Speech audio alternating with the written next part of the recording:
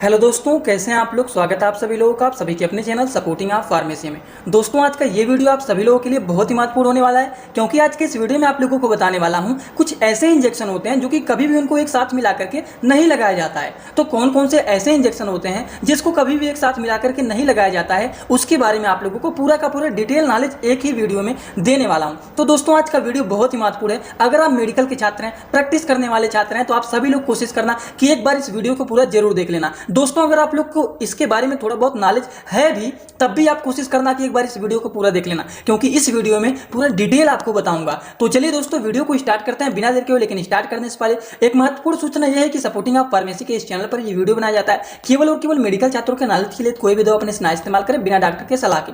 चलिए दोस्तों, शुरुआत करते हैं हम लोग कि कौन कौन से ऐसे इंजेक्शन होते हैं जिनको कभी भी एक साथ मिक्स करके नहीं लगाया जाता है। Which injection should not be mixed in one series, कि कौन कौन से ऐसे इंजेक्शन होते हैं जिनको कभी भी एक सिरिंज में मिला करके नहीं लगाया जाता है। तो दोस्तों, अगर कभी भी आप दो इंजेक्शन को एक साथ मिलाते हैं आपस में, तो अगर मान लीजिए उनका कलर डिसकलर हो जाता है, या फिर उनके कलर का जो चेंज होता है, उनका विस्कोसिटी होता है, अगर वो बदल जाता है, प्रेसिपिटेशन हो जाता है, या वो मिल्की सॉल्यूशन हो जाता है, या फिर वो सॉलिड हो जाता है। एग्जाम्पल, जैसे कि मान लीजिए हमने यहाँ पर एक ग्लास लिया, एक चीज यहां पर डाला, एक सिरिंज और एक इंजेक्शन ये डाला, दोनों को आपस में मिलाया, तो इसका कलर बदल गया, या फिर उसका विस्कोसिटी बदल गया, या फिर प्रेसिपिटेशन हो गया, या फिर वो मिल्की सॉल्यूशन हो गया, या फिर वो सॉलिड हो गया। तो उस तरह के इंजेक्शन को कभी भी आपस में नहीं मिलाया जाता है। एग्जाम्पल, जैसे कि मान लीजिए आपने कोई भी इंजेक्शन, जैसे मान लीजिए ये ड्रिप है, ठीक, इस ड्रिप में आपने कोई इंजेक्शन लगाया हुआ है, तो कभी भी आप अब इसमें मल्टीविटामिन इंजेक्शन को नहीं मिलाएंगे। ठीक, ये बातें आगे बताऊंगा, लेकिन बेसिक नॉलेज यही है, आप लोगों को इतना बात याद रखना चाहिए। शुरुआत करते हैं सबसे पहले इंजेक्शन की, कि सबसे पहले कौन कौन से इंजेक्शन है जो कि एक साथ मिला करके नहीं लगाया जाता है। दोस्तों, ओंडेनसेट्रान इंजेक्शन जो होता है, ये किसके लिए होता है। ओंडेनसेट्रान हो गया, डोमपेरिडोन हो गया, ये कुछ ऐसे इंजेक्शन होते हैं जो कि वोमिटिंग एंड नाउजिया, मतलब जी मचलाना, उल्टी हो रहा है बहुत ज्यादा किसी को, तो उस केसेस में इस इंजेक्शन का इस्तेमाल किया जाता है। लेकिन कभी भी इस इंजेक्शन को दूसरे इंजेक्शन के साथ मिला करके नहीं लगाया जाता है। ठीक, तो इसका काम क्या होता है, ये भी आपको नॉलेज हो गया कि ओंडेनसेट्रान का काम होता है इस इंजेक्शन का, कि अगर किसी का जी मचला रहा है, बहुत ज्यादा उल्टी हो रहा है, तो उन सारी चीजों को ठीक करने के लिए ओंडेनसेट्रान इंजेक्शन का इस्तेमाल किया जाता है। लेकिन कभी भी इसको दूसरे इंजेक्शन के साथ मिला करके नहीं लगाया जाता, इसको सिंगल ही लगाया जाता है। इसी तरह से दोस्तों, बात कर लेते हैं अगले इंजेक्शन के बारे में। तो अगला जो इंजेक्शन है वह मल्टीविटामिन इंजेक्शन। मल्टीविटामिन इंजेक्शन जो है, इसको कभी भी आप दूसरे इंजेक्शन के साथ मिला करके नहीं लगाएंगे। अब आप देखिए, अगर कोई यहां पर बोतल चढ़ रहा है, किसी को ड्रिप लगा हुआ है, तो इसमें मल्टीविटामिन इंजेक्शन मिला देते हैं, ठीक है, लेकिन दूसरे इंजेक्शन को कभी अब नहीं मिलाएंगे इसमें, क्योंकि एक बार मल्टीविटामिन मिला हुआ है तो दूसरे इंजेक्शन को कभी भी इसमें नहीं मिलाएंगे।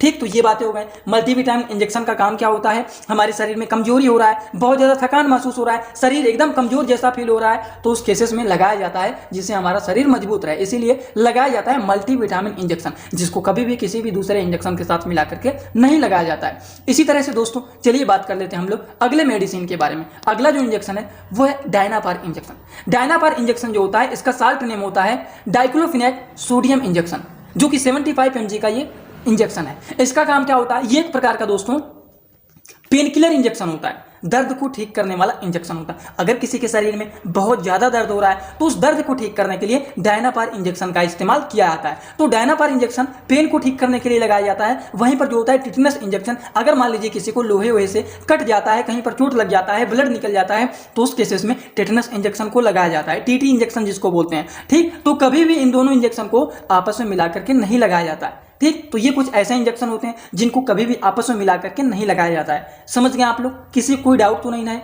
एकदम अच्छे से, एकदम आसान भाषा में हम लोग अलग अलग प्रकार के इंजेक्शन के बारे में समझेंगे। जैसे कि ये तो बातें समझ में आ गया कि कभी भी डायनापार इंजेक्शन और टीटी इंजेक्शन, अगर मान लीजिए किसी को लोहे वोहे से चोट लग जाता है, छिल जाता है, ब्लड निकल जाता है, तो क्या हम दर्द को रोकने के लिए ये और टेटनस को ठीक करने के लिए टीटी इंजेक्शन को दोनों को आपस में मिला करके लगा सकते हैं? बिल्कुल भी नहीं लगाया जाता।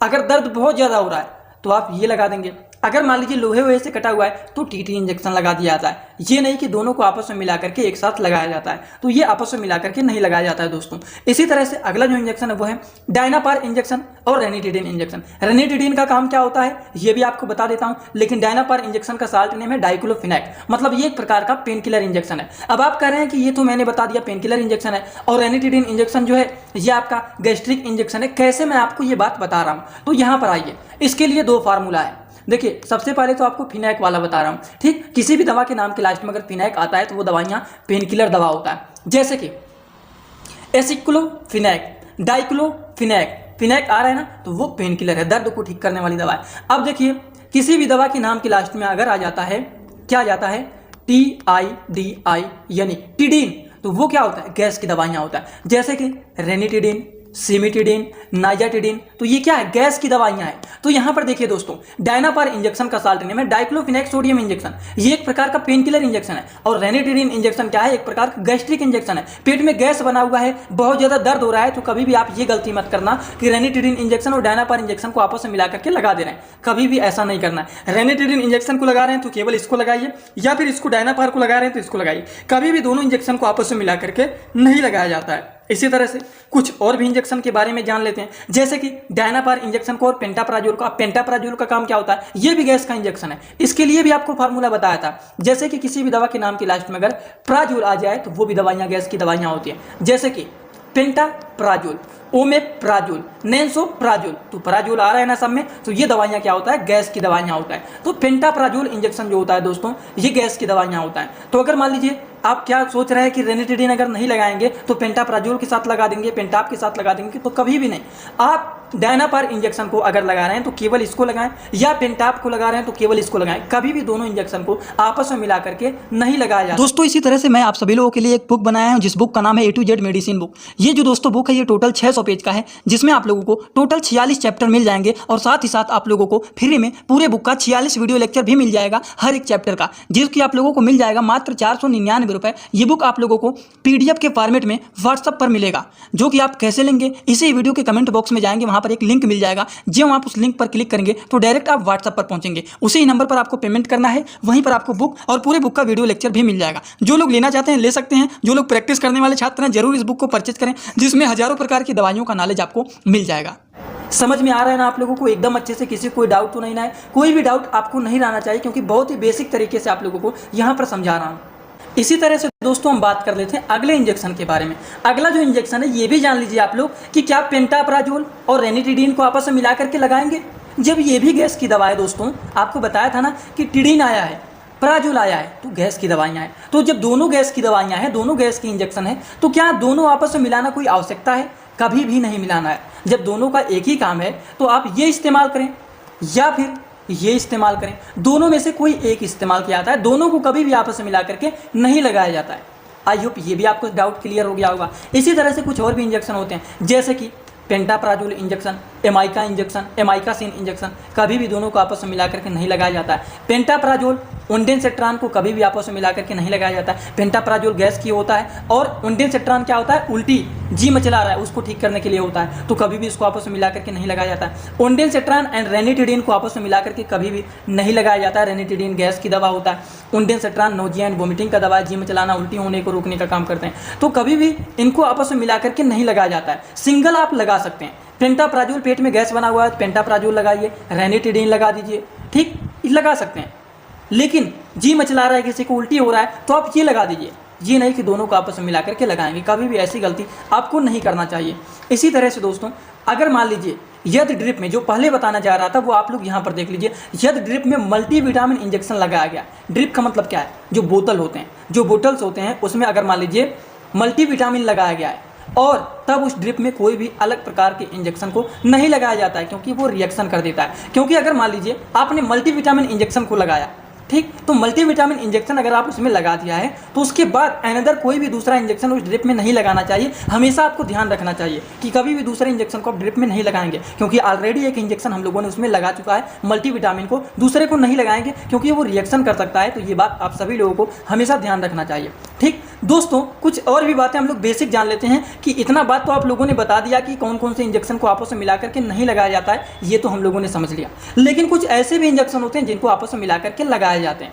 तो वो कौन कौन से होते हैं? जो इंजेक्शन को एक साथ भर के सिरिंज में भर करके मरीज को लगाया जाता है, उन्हें ड्रिप में भी मिला करके आप लगा सकते हैं। ये आप कभी भी मत समझना कि जैसे कि दो इंजेक्शन को आप आपस में मिला करके सिरिंज में भर के लगा रहे हैं, तो क्या उसको ड्रिप में भी मिला सकते हैं? तो बिल्कुल उसको ड्रिप में भी मिलाया जा सकता है। जब दो इंजेक्शन को आपस में मिला करके सिरिंज में भर के लगा रहे हैं तो क्यों ड्रिप में नहीं मिला सकते हैं? ड्रिप में भी आप उसको मिला करके लगा सकते हैं, इसमें कोई भी डाउट नहीं होना चाहिए। जैसे कि दोस्तों मेटोक्लोप्रामाइड और रेनिटेडिन इंजेक्शन दोनों को आपस में मिला करके आप इजीली पेशेंट को लगा सकते हैं। इसी तरह से अब देखिए इनका काम क्या होता है। रेनिटेडिन मेटोक्लोप्रामाइड को आपस में मिला करके लगाया जाता है तो इनका काम क्या होता है? किसी की मान लीजिए पेट में गैस बना हुआ है, उल्टी हो रहा है, चक्कर आ रहा है, सीने में जलन हो रहा है, तो उन सारी चीज़ों को ठीक करने के लिए रेनिटेडिन और मेटोक्लोप्रामाइड इंजेक्शन को आपस में मिला करके लगा दिया जाता है। उसी तरह से अगला जो इंजेक्शन है वो एविल और डेक्सोना। एविल और डेक्सोना इंजेक्शन का काम क्या होता है? ये एलर्जिक कंडीशन में इसको लगाया जाता है। अगर किसी को एलर्जी हो गया है या फिर कोई इमरजेंसी कंडीशन है तो उस केसेस में एविल और डेक्सोना इंजेक्शन को दोनों को आपस में मिला करके पेशेंट को लगाया जाता है। समझ गए आप लोग? इसी तरह से कुछ और भी इंजेक्शन के बारे में जान लीजिए, जैसे कि डेरिफाइलिन इंजेक्शन और डेक्सोना इंजेक्शन। डेरिफाइलिन इंजेक्शन और डेक्सोना इंजेक्शन दोनों को आपस में मिला करके लगाया जाता है ब्रीदिंग प्रॉब्लम को ठीक करने के लिए। अगर किसी को सांस लेने में दिक्कत हो रहा है, अस्थमेटिक कंडीशन है, दमा का कंडीशन है, सांस लेने में प्रॉब्लम हो रहा है, तो उस केसेस में डेरिफाइलिन और डेक्सोना दोनों इंजेक्शन को आपस में मिला करके पेशेंट को लगाया जाता है जिससे उसको आराम हो सके। उसी तरह से अगला जो इंजेक्शन है वो जेंटामाइसिन और डेक्सोमेथासोन इंजेक्शन।